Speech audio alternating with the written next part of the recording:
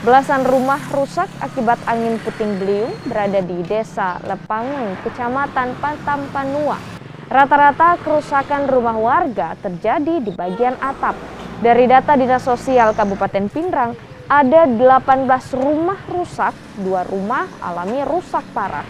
Rumah warga yang rusak mulai dibenahi secara mandiri oleh warga. Bagaimana Ki bisa menyelamatkan diri, Bu? Masuk dalam gorong-gorong. Masuk ke dalam gorong-gorong? Iya. Di got? Di got.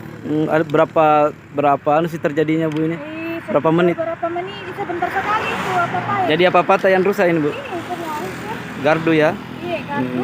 Bencana angin puting beliung yang terjadi kemarin memporak-porandakan beberapa rumah penduduk, diantaranya yang kami asesmen kemarin sore